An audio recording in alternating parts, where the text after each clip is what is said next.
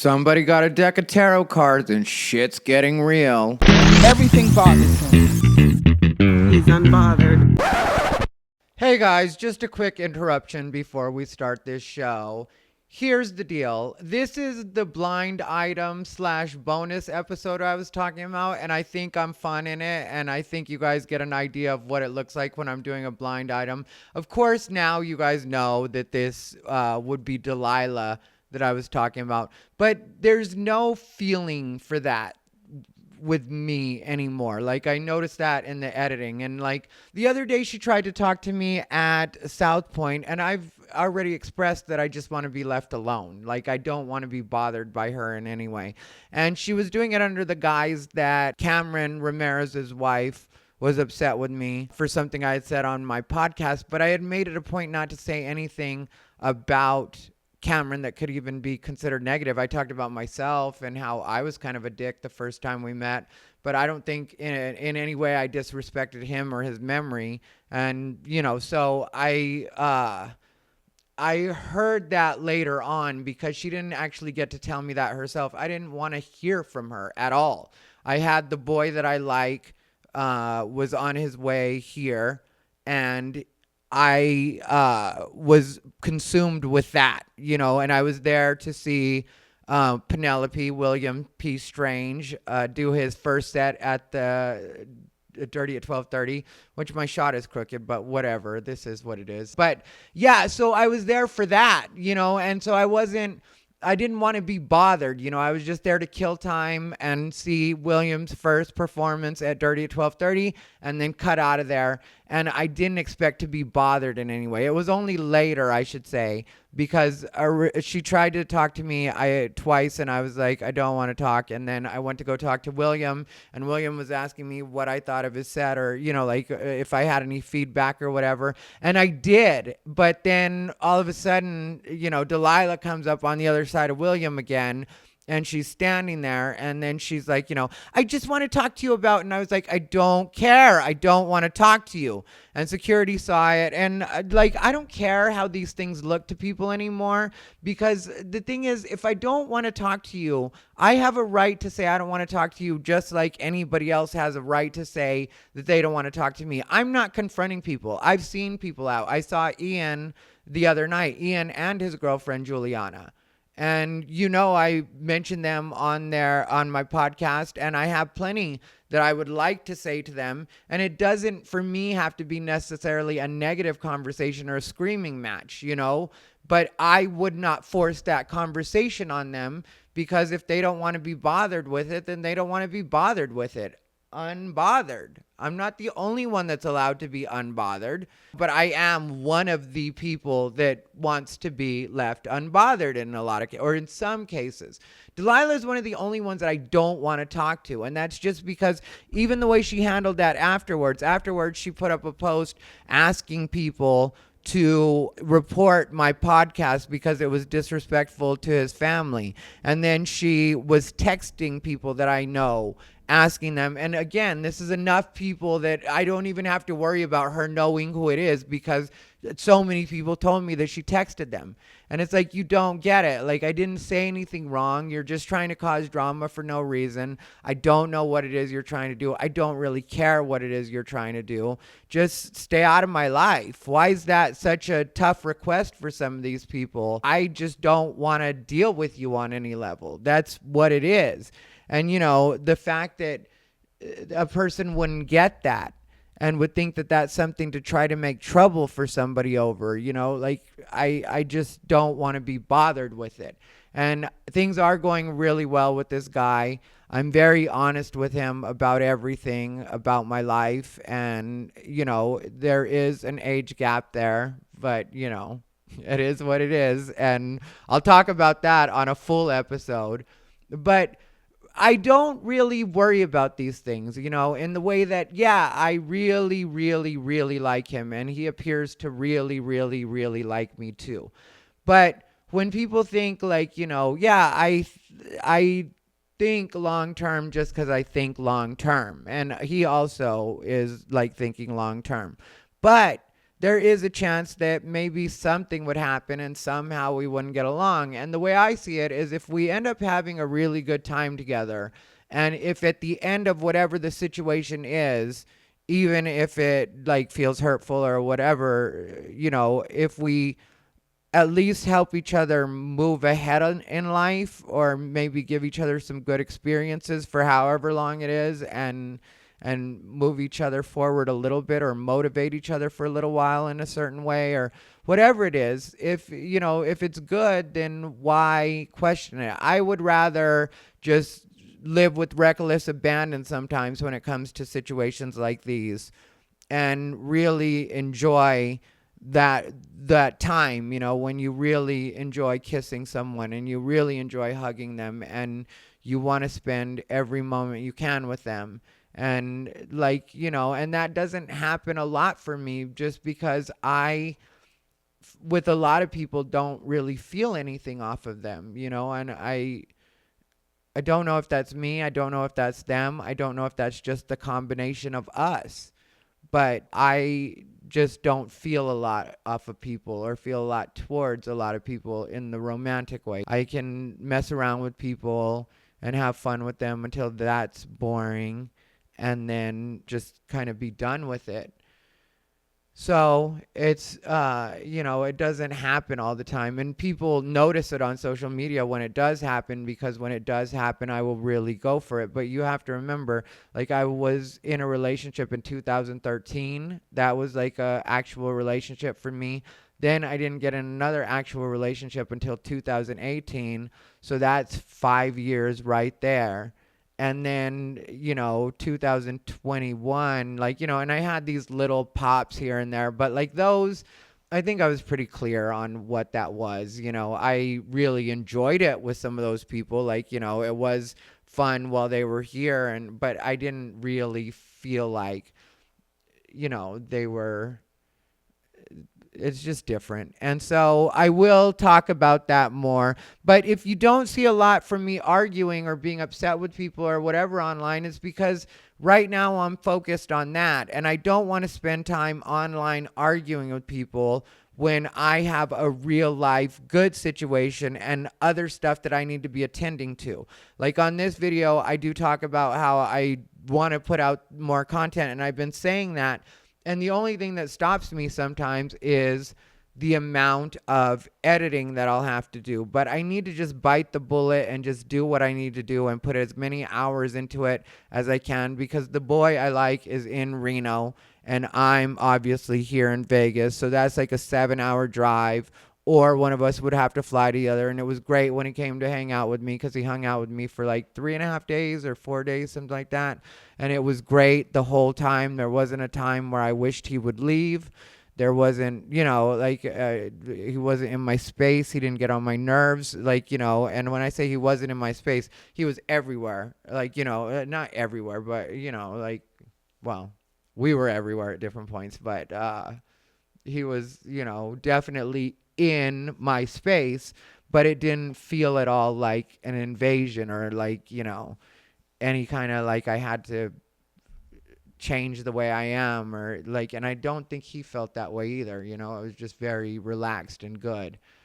And so I've just got to be a grown-up about it and work as hard as I can, because if it goes where I want it to go, and it goes the way that I want it to go, then, I just want to be able to take care of everything, and for us not to ever think about anything really. And that's the life that I'm shooting for. So, and even if I end up being single, that's what I have to do anyway. So one way or another, that's the plan. And so you're not going to see me really getting into it with people coming up, because I'll unload the clip and put out this shit that I have, and if people have feelings about that, I'm just really not going to respond. Like this one, if Delilah sees this as like some kind of dig at her or something, it's not. I'm showing you guys what a blind item looks like versus, what the actual, what's it called. And to just sum the thing up about Cameron Ramirez's widow, I spoke with her just briefly, and I saw her at Artifice. And I let her know, I picked an appropriate moment, and I would not ever say this kind of thing to somebody in a confrontational way or anything. So it wasn't like that at all. But I did just let her know, like, if you ever want to talk to me about something, or if you ever think that something I said was disrespectful, because, obviously I'm not going to be talking about Cameron moving forward. But like, if she felt like anything was disrespectful, to please just reach out to me through Facebook. Like, I'm not at all opposed to hearing from her. I had even considered, like, if she had hit me up and said she had a problem, then I had considered using the edit feature on YouTube, which I'm not the most familiar with. But if there was like a particular part that she thought was, disrespectful in any way, I would definitely be willing to have her timestamp it or tell me what part she's talking about, and then I would edit that part out. So it wasn't like I was opposed to hearing from her. I was just opposed to hearing from the third party that I didn't even know that's what she was trying to talk about. Like I said, nor did I care. It was only later when she posted on Instagram and tagged my secondary account, which I've now blocked her on that one too, which I have to have a secondary account just in case they ever cut me off Instagram, which they shouldn't. I'm going to be a good boy from now on. That's one of the decisions that was made. I definitely don't make all the decisions in my new relationship, but it's good like that because I don't need to make all the decisions. And sometimes younger people are smarter than you. But anyway, on certain things. But, anyway. So this is where life is for me right now. And I'll do, like I said, full episode on other stuff in a week or whatever. But I also have another episode that I have to put out that I recorded in Reno. And things, one way or another, whatever the content is, things are going to amp up. And I think you guys are going to enjoy what's going on. And my shots won't be so crooked and wonky coming up. So thank you for forgiving me. I'll figure out what I want to do with my hair. I kind of just like it that it's a lot, though. You know what I mean? But we'll figure out what we're doing on that, too. Everything is great. I hope you guys are great. Enjoy this episode. Oh, Karla's Homemade Salsa is up and running again. On this episode, it was obviously weeks ago. And so it was, it wasn't running. It's running again. She only has the red right now, though, because the green, something about the pressure and the way that the green chili, like the way she has to do it to make the green salsa. And so it's still not good for her eye yet, but I had the red. She just sent me the red, obviously, right away. And it is mwah. So I am eating the red for right now. You will see it on my Instagram stories. Anyway, life is good, you guys. Please, please, please watch the episode. Enjoy the episode. Tell me what you think of the episode. He calls it unbothered, but that's what's cute because everything bothers him. He's bothered. I'm a botherer. What's up, everybody? It's Thai Rivera, the absolute best LGBTQ comedian in the world. Welcome to yet another episode of Unbothered by Thai Rivera. That's right, it's Unbothered by Thai Rivera. I'm your host, Thai Rivera. Snoopy Bijou is currently not having a Whimsies alligator. I told you guys we're done with Whimsies in that way. It is now all about the Plato Treats. That's what it's about. Those are the good treats as far as Bijou goes. She loves them, loves them, loves them. Oh, I was in Austin and my friend Barry gave me some greenies for Bijou. She liked those too. And, every once in a while, she's still doing the Whimsies here and there. So we'll go ahead and we'll put our Amazon affiliates link down below for both. How about we do it that way? Karla's Homemade Salsa. Bad news about Karla's Homemade Salsa. And sending Karla all the positive energy I can possibly muster. And I hope you guys will join me in doing so as well. Karla had to get emergency eye surgery, and it was like an emergency surprise situation out of nowhere.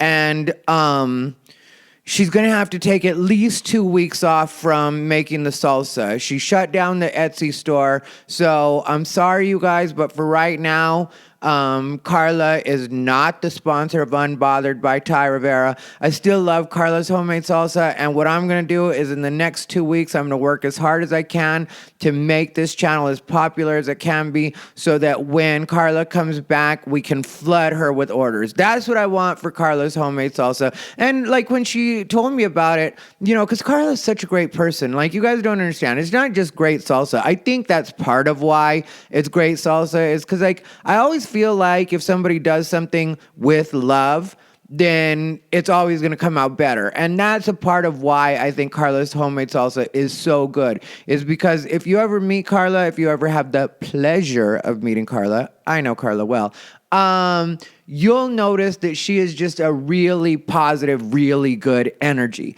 And so that's part of why I'm so supportive of her and what she's doing. Besides, I just love the salsa. I mean, 100% just on a superficial level, I love that salsa.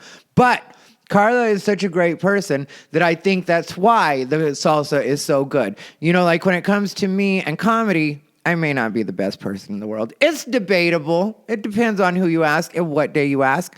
But I really do love stand-up comedy. That's one thing about me, is I really do love stand-up comedy. So, of course, my stand-up is good because I really love what it is I'm doing. So it's easy for me to do what it is I do. Anyway, so that's the goal, and I hope you guys understand that for right now, Karla is not able to make the salsa. So if you guys didn't try it already, that's on you for being stupid. For those of you that do love Karla's homemade salsa, I will keep you posted. And of course, as soon as she's back, she's going to be my sponsor again. I mean, like, I'm just waiting on her. It's not about, me. If I had my way, she'd be making this salsa while she's in her eye surgery. Hell, have the surgeon make it for all I care. As long as that salsa is the right maybe I'll go over and make it and have her. I was going to say her blind out. I shouldn't say that, but this is the way I think. I'm just stupid, You can't. That's what gets me about people, is people don't understand that, like, everything is about having fun for me. So, no, I didn't mean that, but it was about to pop out of my fucking head because I'm an idiot and I say stupid things and I'm always trying to make people laugh. And it's just what it is. So you either love it or you don't. I'm sure Karla is getting a laugh out of it. Butch might not be. But I'm sorry, Butch. Don't. We all know I've been attacked a couple of times recently. Do not add yourself to the list. It was a joke, Butch. You didn't even say it all the way. Please understand. I don't want the smoke. I don't want the smoke. I really don't. And people don't understand, like, sometimes people will call themselves out on my podcast, and it's so silly to me. Or even, like, posts I put up on Facebook and stuff, people will call themselves out, and I was like, that was a blind item. You didn't have to call yourself out at all. There was no reason to call yourself out. Nobody knew I was even talking about you, because that's one thing people don't get about me, is when I was younger, I grew up watching or looking at my mom's magazines. My mom was big on Star Magazine and Enquirer. And if you're familiar with those magazines, a lot of times in the back they would have a blind item, and it would be called something like Guess Who. And a blind item is one of my favorite things, because what they would do is they'd say, like, this celebrity has been seen with a bevy of beautiful women. This is the way they talk. You can tell you really used to read them. This celebrity has been seen with a bevy of beautiful women, but the rumor on the streets is that he's actually gay. Blah, blah, blah. And then in your head, you'd be like, okay, that could be like George Michael, or it could be, and you'd like run through all the celebrities that could possibly be. And who knew if you were right? Who knew if you were wrong? I mean, like, they never had like a key at the end where they told you, and they never like ever came out, probably because they'd get sued. But yeah, so I sometimes do blind items, and then a person will jump on my Facebook or jump in my comments on my Unbothered and be like, how dare you talk about that? And I'm like, nobody even knew I was talking about you, dummy. You didn't have to call yourselves out. And like, people will ask me sometimes when I do a blind item, this is how you know that nobody would know it was you. People will ask me sometimes later on, like, I'll see my friends, and they'll be like, were you talking about so-and-so when you said this? And I'm like, no, I wasn't even thinking about that person. I don't even know that person like that. But, they'll have their guess, and they'll usually be wrong. And, once in a while they're right, but I'm not going to tell them if they're right either, because it was a blind item. So that's part of the fun of a blind item, is you never really expose. If you're my really good friend, I might tell you who it is. Case by case, folks. Case by case. Anyway, but I don't usually tell who the blind item is. And I don't say it publicly, There's a lot of times people don't understand. Like, they'll come after me in a very public way, and I'm like, as far as I was concerned, that was just between us as friends. Like the other day, I let a friend know that I wasn't happy with them, and I just woke up, and I probably should have done jump rope first, because I usually need to jumpstart my brain by doing some cardio, by really doing things, and then I get out of emotions and everything else. But I was annoyed by something, and then that friend immediately jumps on social media and says something about me, and I didn't bother checking it out. I just know it was about me because it said something that made it seem like it was about me, and I was like, why are you doing that? If you haven't noticed, this is another blind item, and we're going to run through this on blind items, but it's going to be fun. But like that got on my nerves because it was like, you didn't have to out yourself like that. Another friend of Trix, when that whole Trix situation happened, as far as I went, me and Trix had a private thing, like we got into it. And I thought our friendship could have recovered eventually. And right away, Trix blocks me on Facebook, blocks me on Instagram, starts talking to people about me. Like, I didn't tell anybody that situation was happening like that, outside of there was one person that was there when it was happening who I don't talk to anymore either. But it was because of the whole Trix fallout, they were a part of that, and they chose to insert themselves in a way that really was unproductive and not in anybody's benefit, especially their own. But whatever, people make their own choices just like I make my own choices.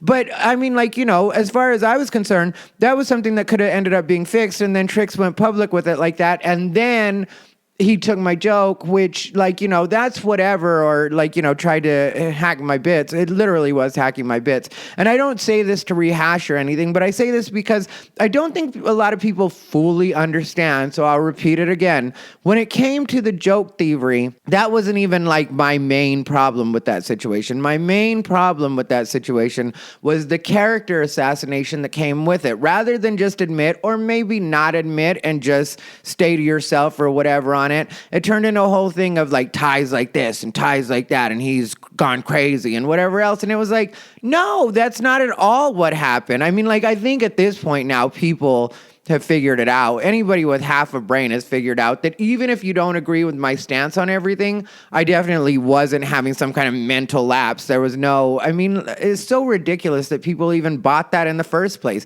But that's what bothered me. And there was a lot of character assassination, and still is a lot of character assassination. Like I've said, I've come to peace with that, but also because, I don't think Trix gets that really at the base of it, I felt like we were friends. And also, I felt like you're better than that. So that's what I'm going to say about that. So anyway, the other day, I got into it with my friend because I have championed this friend. I have really been there for this friend. They're a newer friend, but I really have been there for them. And then they did something that I didn't appreciate, and I felt like that was, because I don't ask people for a lot of loyalty, but in certain ways I feel like if I really go to bat for you, if I really have your back, then it just should be there. And maybe that's where I was wrong, is I actually voice that instead of just cutting the person off, because I know that's what a lot of people would do, is just cut them off without an explanation. Maybe that's what I should start doing moving forward. But I hate when people think I'm just weird out of nowhere, and then I have to just be weird out of nowhere because I don't like anybody more than I love myself. And I don't see that as a bad quality. If I feel like somebody's done something wrong, or I don't really feel like they're the kind of friend that I'm going to be able to really trust in, because that's the way I feel about my friends. I want to be able to trust in them, and I want to be able to do for them. And so if they do something that I consider to be disloyal, then I don't want to be around them, and I don't want to do for them. And that doesn't mean that I don't like them. It doesn't mean that I don't love them. But it does mean that I will distance myself from them. And there's no way for me to not do that without feeling repulsed. I mean, if I force myself to be around people that I feel like are disloyal or I'm not happy with, I won't come off as genuine, or they will feel that something, and I even if I were to try my best, that's why I'm just honest about the way I feel about people and the way I feel about things, is because I have no poker face at all when it comes to that kind of stuff. I like who I like, I don't like who I don't like. And if I feel like we're on the outs, or maybe, like I said, you've been disloyal, then I want to separate. And so Instead, I just went ahead and sent that person a message, a private message. And then, like I said, then they went on social media and talked about it. And it's fine if you want to talk about it, because I don't care about anything I say. Like, I've told people that before. When it comes to people talking about me, I don't respect the people that talk about me. And then when I hit them up about it, especially if I hit them up person to person or a text message like that way, and then they're like, I didn't say anything. I don't know where you even heard that. To me, I don't respect that at all, because I've always said, if you have, something to say about me, then you should have twice as much to say to me, which is the way I feel. Because you think I don't vent to my friends every once in a while about stuff that maybe I shouldn't be saying? Of course I do. And so I'm human, And so what happens is I tell these friends, like, look, I prefer this not get back to them. But if it does, all it's going to do is hurt their feelings, because when they ask me about it, I'm just going to really let them know how I feel about them and how I felt about that situation. So, instead, like I said, I tried to handle it privately. But then there was another situation with a friend where this friend had told me that they wanted to run a comedy show. And they're a newer comic, but I felt like it's because, running not a show, but an open mic. Running a show or an open mic will help you develop as a comedian. That's just a fact as far as I go. It helps you get better at being on stage. It helps you, if you're good at like keeping the intros tight, it helps you at keeping time. It teaches you a lot about stand-up. So even though this was a newer comedian, I feel like, okay, that's something I can get behind. Well, everybody knows I've been very public about it and even got in an argument about it not too long ago. And I talked about it here on Unbothered, that I don't agree with people charging comedians to do open mics.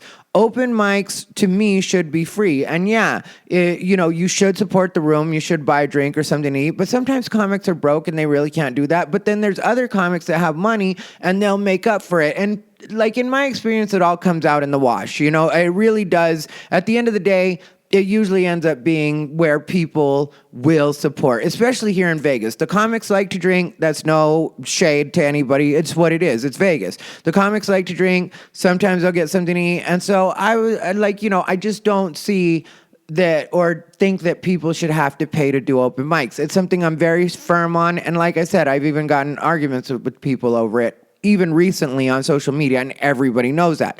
So what happened was this particular comedian asked me if I knew anything about that spot, and I did. Like, they hadn't been able to get a hold of that particular spot, and neither had another comedian that had been trying to get a hold of that spot. But what nobody knew was that spot I have a really great relationship with. The owner really likes my stand-up, and I like that spot. I used to go there all the time.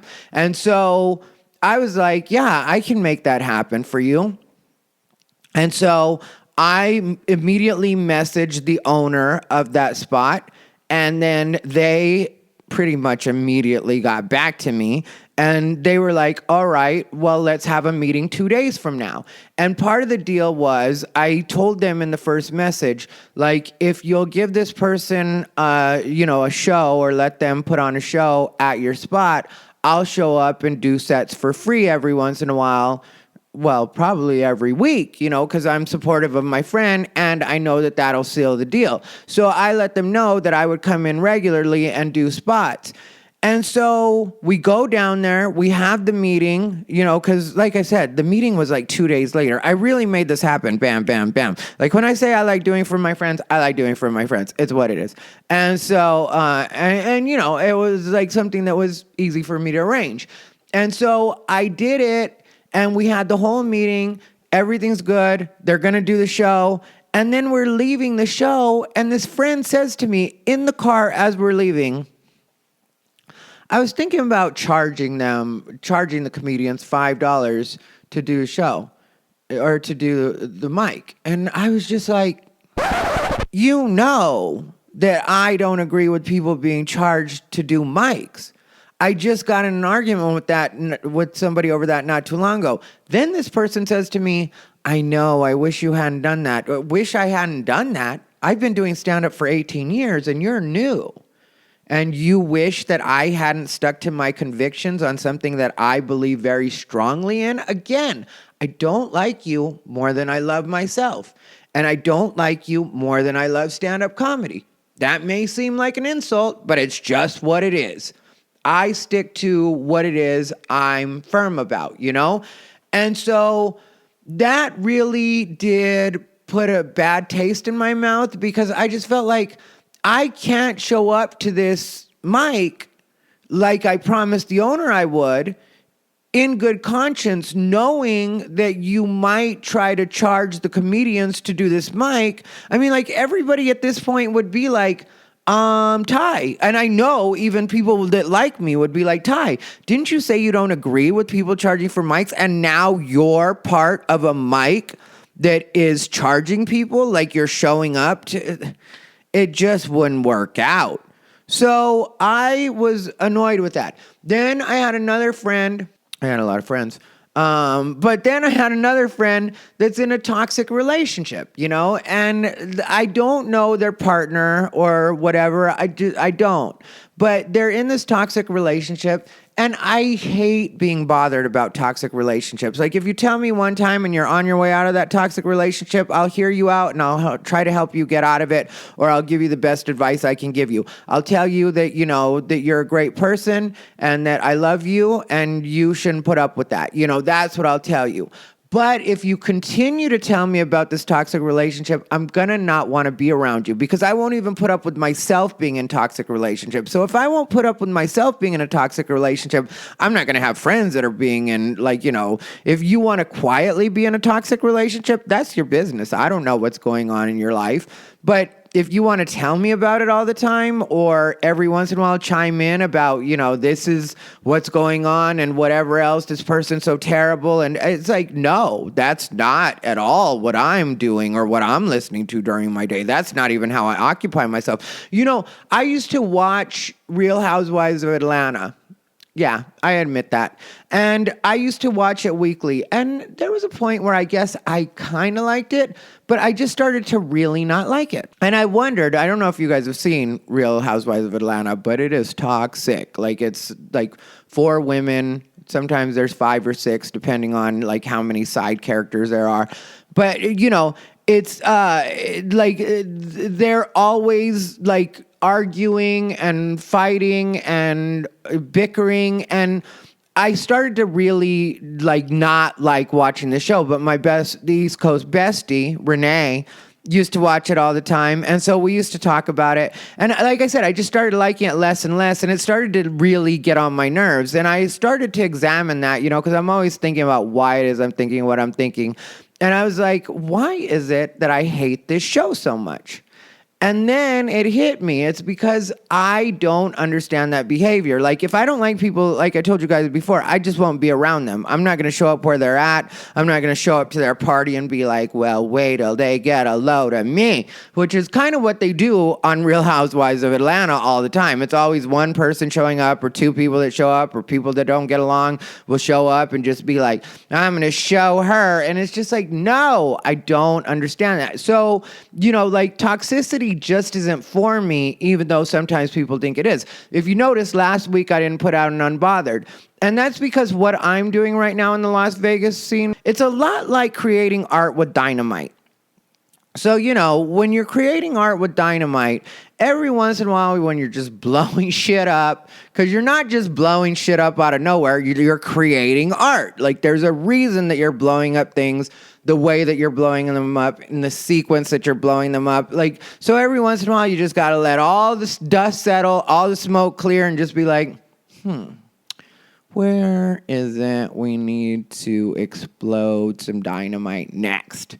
And, you know, like, lately I haven't felt like there's been anywhere to explode any dynamite, but at the same time, I didn't want to jump on my podcast and just talk about nothing, you know what I mean? I didn't have anything to say. And plus, I was super busy, which I don't know why. Sometimes people think that I'm not busy, and it's like, I was in Tucson, and then I got to be home for 2 days, and then I had to drop my little Snoopy off with a friend because I had to go to Austin, where I did one show in Austin, and it was great. Bobby Kelly was on on it. Tim Dillon was on it. Josh Adam Myers. Like, it was a great show. John Carden put it on, which John Carden, I'm super proud of him for putting on that. It was just great. Round Rock, technically, is where it was. It wasn't Austin. It was Round Rock, which is a suburb, but right Austin. You know, it's like 20 minutes, something like that. So anyway, things have been going really well for me. And so, like, that kind of stuff, I mean, like, I don't put up, like, I look at toxic relationships and my friends being in toxic relationships similar to the way I look at drugs and alcohol, or like addiction to drugs and alcohol, because drugs and alcohol I don't really care about. Like I said, anything that's your business is your business. But for me personally, when it comes to right now I'm on another 90-day cycle of not, just being completely sober. I don't drink a lot. Usually it's like a little bit of the wacky tobacco that I fucks with. But anyway, so I am not doing that stuff. So if a friend of mine is like, dependent on these things to a point where it's like starts to affect me in any way. You know what I mean? Like, they're late, so now I've got to be late, because they're not showing up on time to something we're supposed to do. Or they're just, like drunk all the time and being irresponsible. And now that's starting to reflect on me. It's like, no, I'm not sober so that somebody else's problem can slow me down. And like I said, that's the way I feel about toxic relationships. Is like, I don't want to hear about any of that stuff or have that cluttering up my head, because I'm not in that kind of situation and I don't want to be in that kind of situation. I don't know if you guys have noticed, but I'm kind of letting myself be gray for right now. I'm going to fix that in a couple of days. But I mean, like, I'm old. I have time for none of it. I don't want to be involved in anybody's bullshit. That's just what it is. So, I bought tarot cards not too long ago. I'm on a different track, and, and tarot cards, I don't feel like that hippie that, like, the tarot cards have put me on a different track. I think tarot cards are a tool.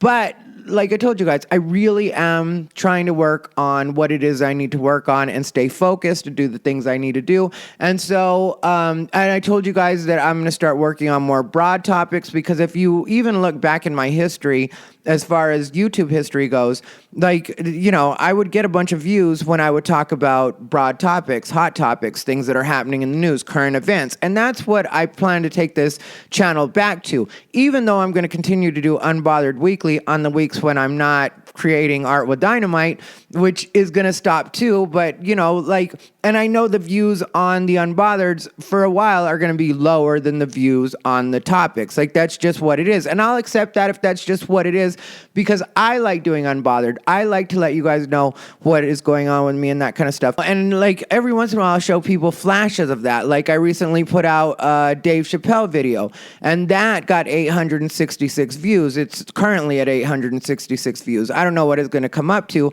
but right now it's at 866 views, which is like good views for, what I do compared to what it is I do when I'm doing these.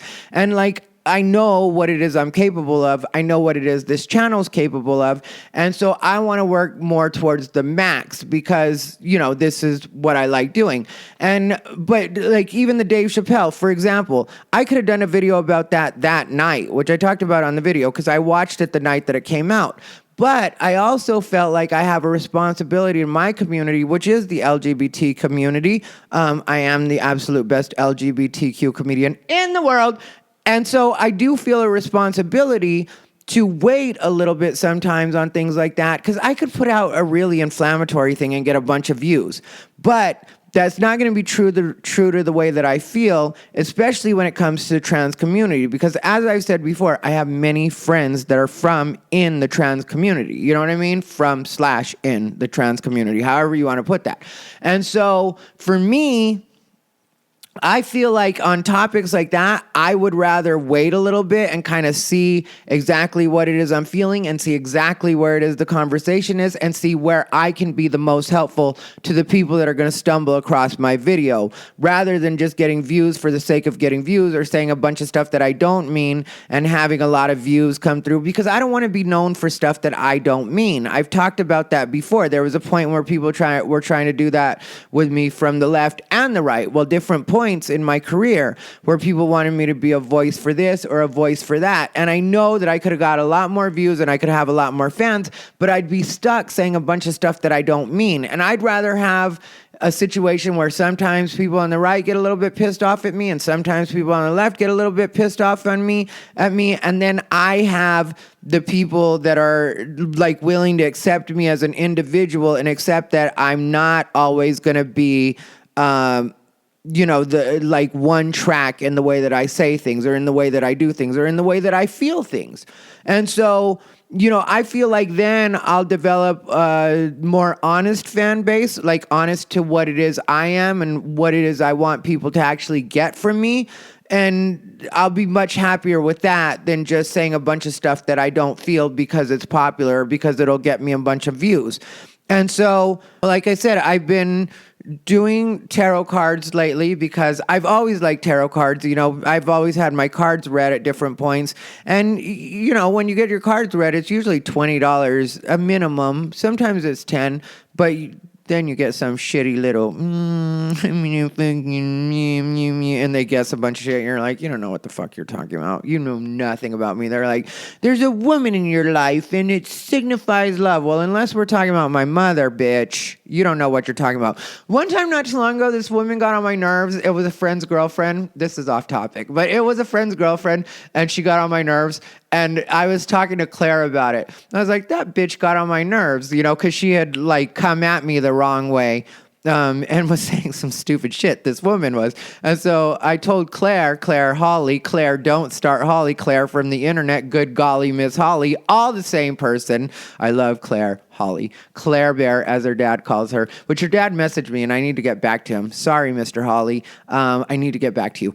But, yeah, so I told Claire afterwards, I was like, that bitch got on my nerves. And then Claire was like, she's actually a psychic. And then I was like, well, then she should have known that shit would get on my nerves. She must not be a good psychic. And me and Claire had a little chuckle. It was fun. I miss Claire. But anyway, so I have been doing my own cards because I was at a store in Tucson and I decided to buy a deck because I thought they looked cool. And then I'm just learning them, so it's not like I know everything. And so I've been doing 3 cards a day. I'll give myself a little 3-card spread. And then the card that resonates with me the most, just from looking at it or just from the way I feel off of it, because as I've told you guys before, I'm very intuitive. I'm also very empathic. So if you're empathic, you can feel other people's stuff. I can really feel my own stuff. And so I know what I'm drawn to. And so there was one particular card today, and that was the Hanged Man. And the Hanged Man, what it actually stands for is looking at things from a different perspective, breaking free from restrictive habits and thoughts, and approaching things in a different way, being true to yourself, even if other people think you have things upside down, a willingness to be uncomfortable in the pursuit of a higher truth, an outsider, unconventional behavior, peace after a difficult time, waiting with a purpose, withdrawal during a time of transformation, an awakening, and digging deep. Like that's some of the stuff that the Hanged Man card symbolizes, which all of that, if you haven't noticed, is exactly what I'm going through right now. And you are enduring, like if you look at it, it's a man hanging upside down. So obviously his head, blood's rushing to his head. But then if you look at it, he also has the little, like the knowledge, the beams coming from his head. And so he is enduring an uncomfortable situation in the pursuit of a higher understanding or more knowledge, and that's something, all of that is stuff that I can relate to. Like right now, you guys have seen everything I've been through recently, and I am kind of retreating, and I am I am looking at things and really just deciding what it is I want moving forward and how I want to do things moving forward. And like I said, choosing my words. And there are times when it is a bit uncomfortable because sometimes I do just want to let loose and shit on everybody.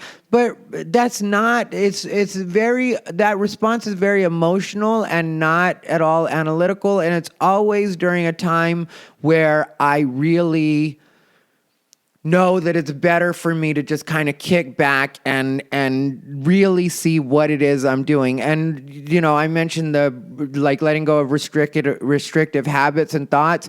Like that's a part of that. Those thoughts, those just jump to it and get in people's face or like just blow more shit up. Like those are restrictive thoughts. Yeah, maybe it feels good in the moment, but it's not really what I want to be right now. I mean, like, and I don't think I ever want to go back to that. I want to be I want to be careful in the way that I do things because, like I said, because I've said this on other episodes, I don't regret any of the things I've done. But moving forward, there are different ways that I would like to handle things. And when it comes to the Las Vegas comedy scene, I don't care how other people see me. I care what I see in myself and what it is I want to do. And that's all I want to move towards. And really, I do want to be a good leader. And when I say good leader, I don't want to be in charge of everybody, but I do want to lead by example and have people look at me and say, like, yeah, I would like to do what Thai is doing.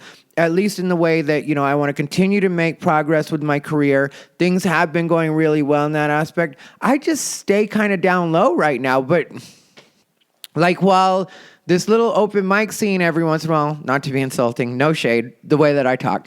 But while this little open mic scene sometimes thinks like, oh, what we think of Thai is what's happening in the world. It's like, no, you are not at all reflective of what's happening in the comedy world. Like technically, I'm sharper and better than ever right now. If people watch me on stage, that's why I'm willing to go to the open mics. Because for me, it's like up close magic. And I've said this before. It's like, yeah, there's nothing up my sleeves. Just watch me do what it is I do raw. Watch me at the crappiest open mics, the toughest spots to do. Watch me there and see what it is I do and tell me that what I'm doing is industry created or isn't genuine or isn't real stand-up. Because people will say a lot of things about me, but two things people don't say about me. People don't say that I'm not funny and people don't say I'm a liar because that's just not the case. In either of those situations, it's just not what I do. I don't want to be lying to people, And I don't pretend to be the most moral person in the world. Like there have been times where my morals have been a little loose. I've been honest about that. And sometimes the way that I see things, even with other people, I'm very like forgiving in a lot of situations, And sometimes, I'm 100% like willing to take hit to my personality or the public perception of me because I really do believe in something. Like when it came to the Diaz-Mackey situation and I talked about him. Well, I mean, like I had him on my podcast because I truly don't believe that he did rape the person that he was accused of raping. I won't say her name here because when he was on, he could say it because that's him. But I personally am not trying to throw her under the bus, but I really didn't believe that and don't feel that in my heart of hearts. So I went ahead and had him on the podcast. So like, I understand that because of certain things that I've done, as the card indicates, that, some people will see like my thinking as upside down, but as long as I feel like by my moral compass I'm doing the right thing, then I feel like I'm on the right track and I'm not going to question it. I'm just going to do what it is I think is right. And I do have to approach things in different ways than even I sometimes I'm comfortable with because, like I said, sometimes I do want to do things in a certain way and I'm just sort of like, well, let's be a little more patient than that, and so that's why, like I said, I won't necessarily put up with my friends acting in a way that I can't stand behind because if I can't stand behind it, then I don't want to be around it, and I don't want to be like, I don't want to have to cut a lot of people off and I definitely don't want to get into it with my friends. That's why I'm doing like blind items on here because I could say everybody's names, but it just wouldn't do me any good, And like, I don't think a lot of people really do understand that. Like when I say that I want to be a good leader, it's because I feel like this scene does have a lot of potential and there are some really good up and coming comics. And yeah, maybe certain people won't agree with the way that I've done things so far and some people won't agree with things the way that I do things in the future. But as long as I feel good about the way I'm doing things, then I'm going to continue to do them that way. And yeah, like I said, I'm really going to think about the way I'm doing things because all the destruction I've already done, I feel like has been exactly what I needed. But moving forward, there's a different way that I've got to go at it. Because there are people on this scene that I don't necessarily agree with the way that they lead. And they really do try to be like leaders, like in control, which like I said, I don't want to be that. I don't want to be that at all.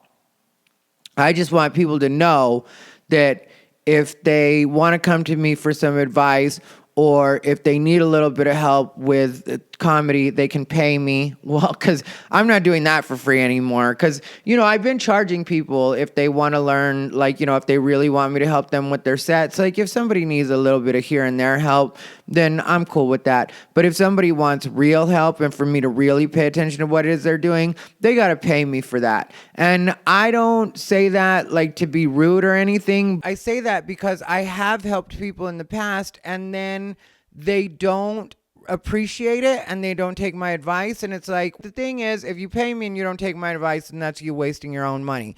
If you don't pay me and I just give you advice and then you don't take it, then I've wasted my time, my energy, my breath. I just don't want to do it. So if you want my help, then you just gotta you gotta pay me is the way that it works in that. But the way that you can really learn from me is just by watching me when I'm performing. Don't steal my jokes, but just to get the basics of what it is I'm doing. I don't care about that at all. I mean, technically I give people a lot of free help and a lot of free advice if they ask me for it, because a lot of times just from looking at somebody's set, because I've been doing this for so long, I can tell people how to do things. And if I really like the way you're progressing, then I can help you get guest sets or I can help you get on certain places. Because even though people make it seem like nobody listens to me, a lot of people actually do listen to me. And it's kind of nice. But I try not to abuse it. So you can't make me, you can't pay me to put you on things or get you put on things. But if you're just naturally progressing and you're doing well and I see it, I'm going to try to get you on anything I can try to get you on. But don't be crass and ask for money when somebody offers you a guest set. That's another thing I had a friend do. And it got on my nerves, but I kept it to myself at the time. But it really did get on my nerves because one of my friends, just because this was my friend and I'm around them, asked this person if they wanted to do a guest set. So they asked this person if they want to do a guest set. And then, the person says, yeah, they do want to do a guest set. And then later on, the person asked me, they're like, should they be paying me money for that set? I feel like they should be paying me money. And I feel like, no, you don't deserve to be paid right now. You're new and they're doing you a favor by putting you on a show that technically you shouldn't be on. That's the way I felt, but instead what came out was, you're not ready to be paid yet. Don't worry about that. Just take the guest set, learn from it, do well. And, that person too, asked me if I would help them with their set. And then that's where I came up with this policy of only doing things for pay, because they asked me and I gave them advice and I told them, you can call me and we'll work on your set. We'll figure it out. I told them what my idea was, how they should go at it. They listened to none of what I said. And then they didn't do well at the actual spot. So it's like you were talking about possibly trying to have them pay you, and then you didn't even do well when you actually did the show. That is not the way it's supposed to work. I told you guys when I first started out, Earl Skakel was one of the people that recommended me the most for things. Mike Muratori also recommended me for a lot of stuff. And I knew because their name was on the line, I had to kill it every time. And so I did really well in those sets, and that led to me getting paid, and that led to me getting road work. I just needed them to give me the stage time or get me the stage time, and they did. And so, that's the way I feel like when my friends offer people just because they're hanging out with me to do a guest set. AJ Rivera did a guest set one night over at Chancla's. Jack asked him if he wanted to do a guest set. And he did a guest set, and AJ Rivera, sorry, I almost said Jay Rivera, different person, still cool, but not AJ Rivera. AJ Rivera just killed it, even though it was a light audience, there wasn't a lot of people, and I was Yeah, I'll definitely recommend you for stuff that I can get you on, you know what I mean? And thank you for making me look good. Cuz that's the way I always feel about it when my friends get asked to do stuff. It is a reflection of me. It's one of the reasons that I won't hang out with people that I don't think are funny, and I won't recommend people for things that I don't think that they're ready for, is because my name does ride on it. And luckily, even though all the stuff I've done, my name still does mean something. My word still does mean something, and I've got to keep it that way.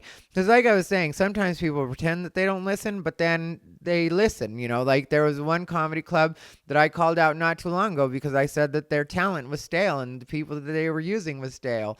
And then within like a week or two, they started using different people. And it was like some of my people from the top 5 have been getting more stuff because I'm an asshole when it comes to comedy. Like, just I have a standard, and people, whether they like me or not, know that I do have a standard, and that it does mean something when I say somebody's actually worth a fuck.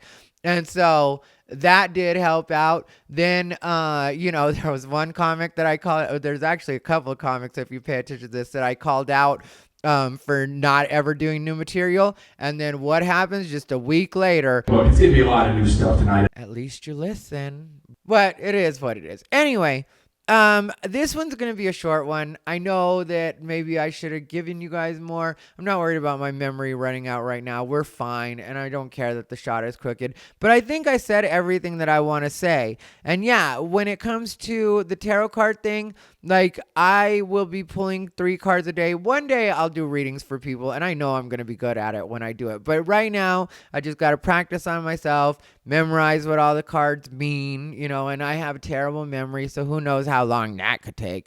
But I do want to actually do the tarot card readings. I'll do some every once in a while here on the channel, but really, again, with that too, once I get those cards memorized, I should be paid for memorizing those cards alone. And my hair is kind of messed up right now because it's been a long day. I'm doing an hour's worth of jump rope every day, and that's going to be my challenge for now.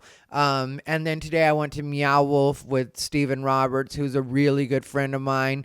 And I put up a post the other day and people didn't get it. That's what I'll talk about really quick. Some people took it the wrong way. I did a post where I said that it wasn't directed at anybody, and it really wasn't, or maybe it was in the end after I realized, but it wasn't directed at anybody the way that people would think it would be. Like what happened was I put up this post about how I'd rather be alone than hang out with people that didn't meet a standard as far as because I'm the kind of person that at this point in my life, I will build you up. I will tell you positive things. I will try to get you to be the best version of yourself. And I'm not going to do that in a rough way. I'll tell you, I just am encouraging right now. And I don't want to be with anybody that doesn't meet that standard. And some people thought that was me saying like I was alone or I didn't have friends or something like that. No, it's quite the opposite. I have really good friends. I have the best friends right now.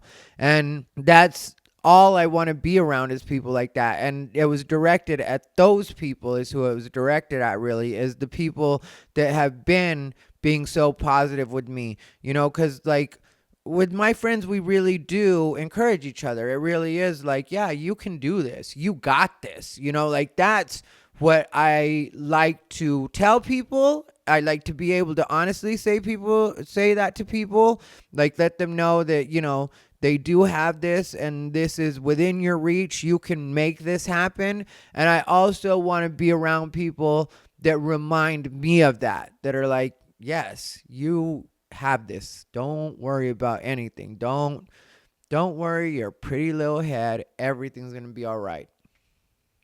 So that's what's going on in my life. And I hope when I watch this, when I review it, it's as good as it feels, because I really feel good right now. I'm in a good place in my life, and I'll see you guys in the next couple of days. I'll be putting out another video, not like this, but another video on a hot topic in the next couple of days. So pay attention, stay tuned. Please make sure you guys like, comment, subscribe. Please, please, please. Follow me on this journey. I promise I will not let you down. I will be everything I'm telling you I am. I am not at all bullshitting you guys. And I want to bring you guys the best content. And I really, really want to do it. Not just for you, but also for me. Because I like what I do.